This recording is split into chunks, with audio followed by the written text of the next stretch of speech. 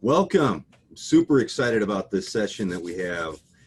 Today we're going to be having a conversation with our good friends at Onica, Rackspace Onica, and we're going to have our own AWS Central Region Partner Lead, Mike Dowling, conduct the discussion with Connie and Jeremy.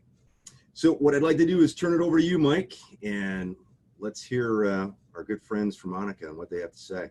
You bet. Chip, thank you very much for setting this up. And today we're talking with Jeremy Bendat and Connie Chen. They're both from Rackspace.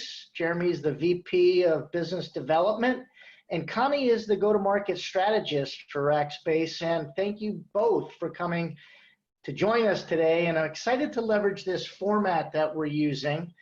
It's a better way for us, I think, to help our partners share some of their unique points of view. And that's why we call these our POVs. And it's a good way for us to get to know the faces behind the brands that we work with. So Jeremy, Connie, welcome. How are you today? Doing great. Thank you for having us. Excellent. I love that background, guys. All developed by our very awesome marketing team. Got the Onica on the side there. And Jeremy's is of the Santa Monica Pier. Santa Monica, Onica. Ah, there you go. I'm Yeah. sure a lot of people were trying to figure out what Onica means. So now we know, Santa Monica. Awesome. Let's get into this. We don't have a whole boatload of time, and I think these point of view kind of discussions are helpful as we start to learn a little bit more about what our partners are doing and what you're seeing as success. And I'd like this to become something more of a program that we can drive to come back and ask other questions and other points of view. But first off, really what I wanted to talk about with both of you is that Rackspace made a big acquisition last year when it bought Onica. And you were both there. So tell us a little bit about that and how you believe it will help Racks with its overall cloud strategy, and how's the integration been going? Sure. Great question and lots to unpack. So Onica, we got our start within the AWS partner ecosystem back in 2013. And so it was a small group of us that had an idea that the public cloud and that AWS in particular was going to change the world. And so we took a very bullish stance on going all in with AWS, meaning we did not support any other clouds. And we also took a bullish stance saying, hey, we're going to try and leverage as many of the fully managed services that Amazon offers out the gate and integrate them into our customers' workloads. And so we ended up building up a practice that started off with migrations and ended up evolving into a focus around what we call cloud native development and cloud native data solutions. And so this is everything that's made to build and extend and leverage the best of the cloud, from the elasticity to the ability to leverage microservices and containers, and then most importantly, continuous optimization. And so through the years, as Connie mentioned, we started in Santa Monica. We were able to expand east, landing in Texas and then in the Northeast. And through this, we started to make a pretty big name for ourselves, as well as acquire some of the other premier consulting partners in the ecosystem. The two that we were able to acquire, one was based in California called Sturdy Networks. The other one was the largest Canadian premier consulting partner called Nimbus. And so we had basically complete North America coverage. And through the APN, we were able to work with a lot of different teams and really make a strong brand.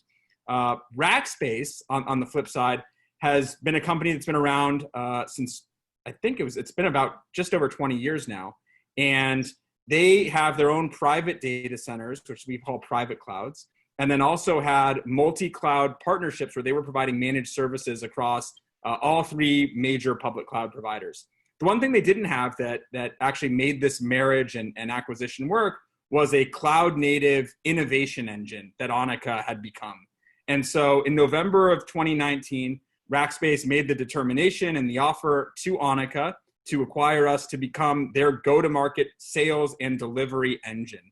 And so since that time, it's been just over 8 months now, where we have been in the weeds with them. We've had the opportunity to work with their existing install-based customers, as well as targets of theirs, bringing that unique Onica cloud native message. And we've actually also seen this work in face internally, where Onica's CTO, Tolga Tarhan, has now been promoted into the global CTO position of Rackspace. So Rackspace has effectively embraced what we've done, and they've done that both from promotions internally, as well as through an extension of the partnership with AWS, which is in the form of what we call a strategic collaboration agreement. Fantastic. In fact, you just touched on something that I think is paramount to success in this space.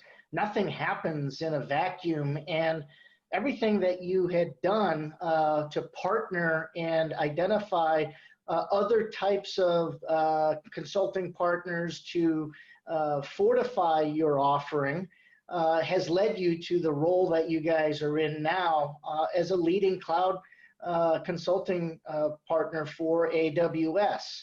And this strategic collaboration agreement, tell me a little bit about how this strategic relationship is going to help you ensure your customers realize some greater value for AWS cloud services.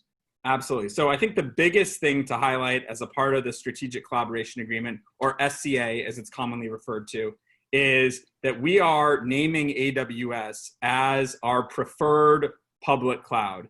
Meaning when we are looking at solutions for customers, our gut instinct now is to pick AWS first, which is a big, bold stance for Rackspace. For Onica, it was our only choice, and we love that. And what we ended up finding out was after the acquisition, we became aware that there was this strategic collaboration agreement that was evolving. And Onica, unbeknownst to us at the time, was a big part of that. They knew that they were making some big commitments to AWS as a part of this.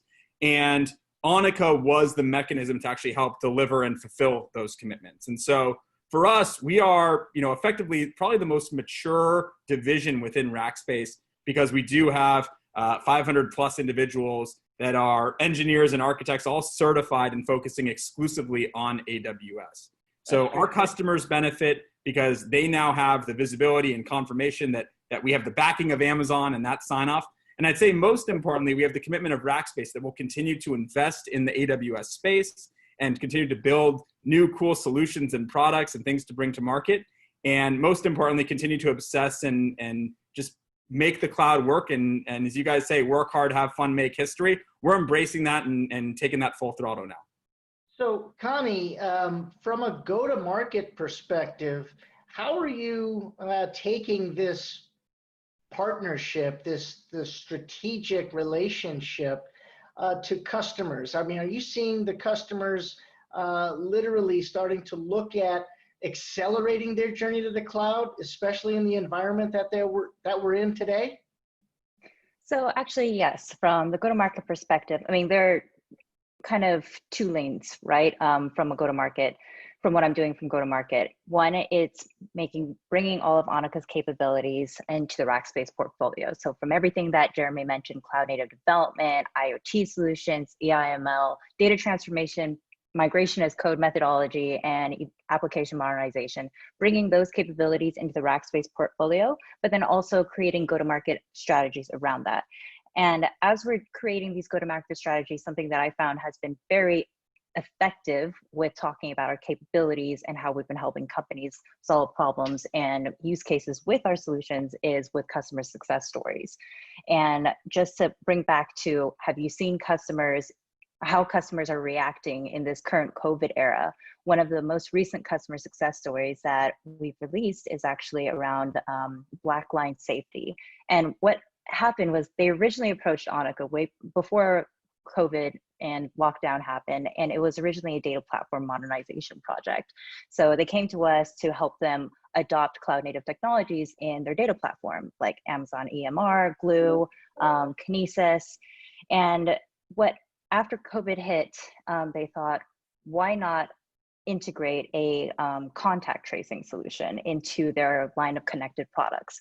So, I mean, they were reacting with innovation, reacting to COVID with innovation by adding something that is a great value add to their customers with leveraging both AIML, IoT, and some of Onica's strongest capabilities.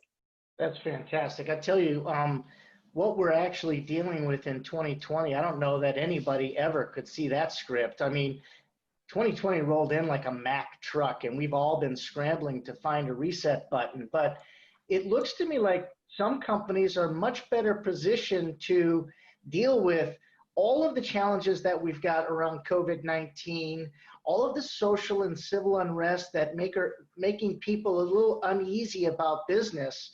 Now, there's a ton that's going on.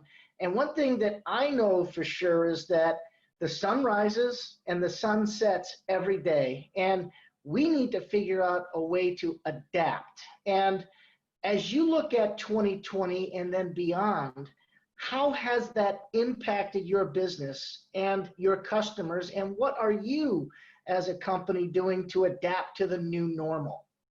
So I think the cloud is all about adaptation to all sorts of business events that we both control and just sort of are thrust upon us. That's the promise of cloud, is the ability for fast dynamic change.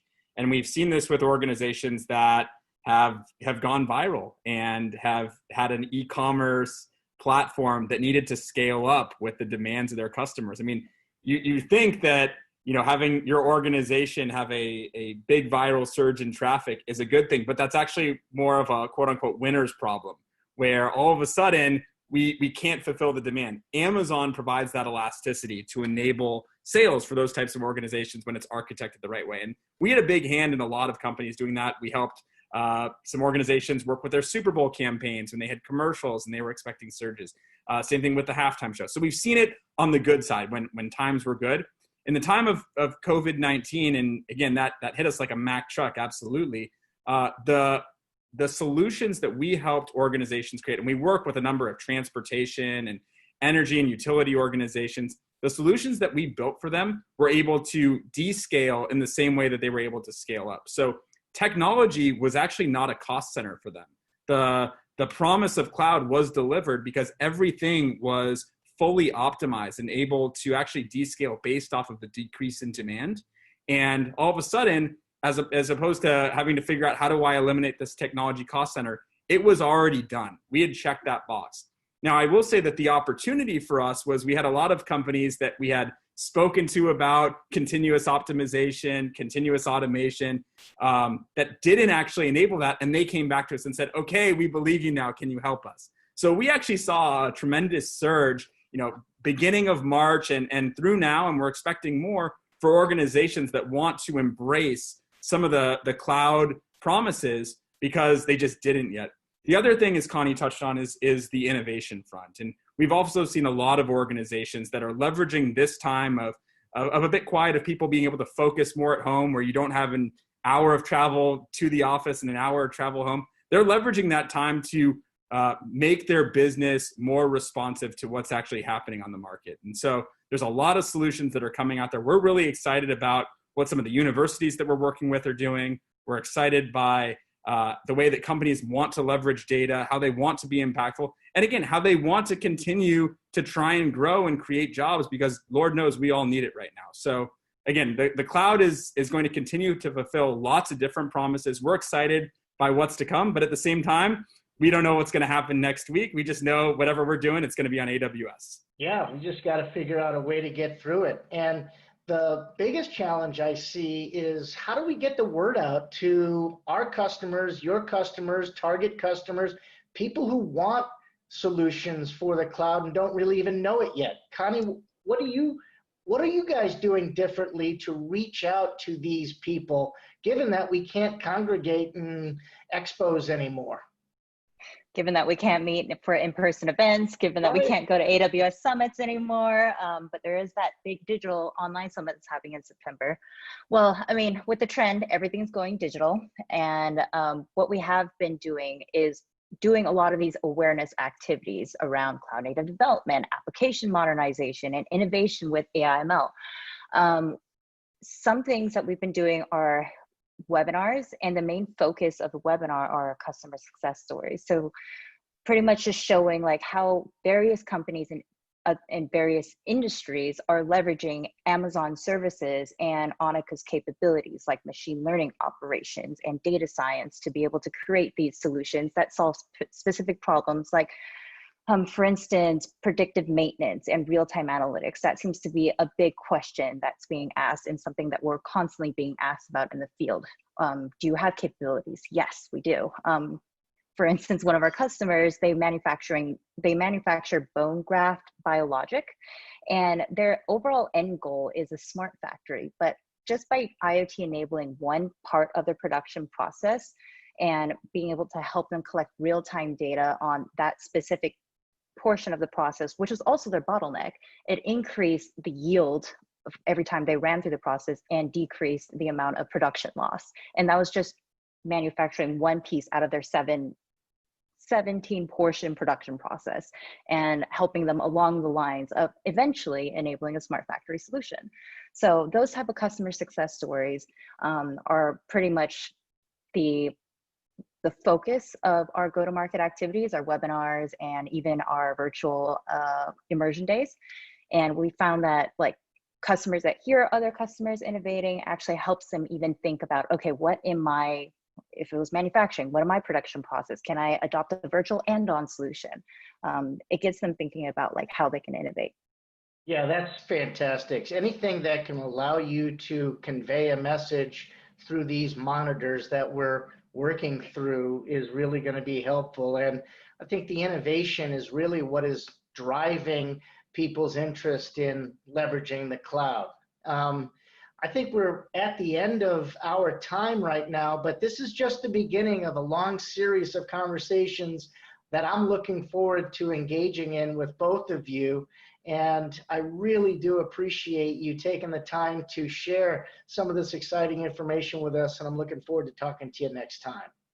Us as well. Thank you, Mike. And thank you, Chip, for setting this up. And again, just excited to continue the partnership. Rock and Thank roll. you all. This was outstanding. Appreciate it very much. Bye, guys. Until our next time. That's right. Bye-bye. Bye.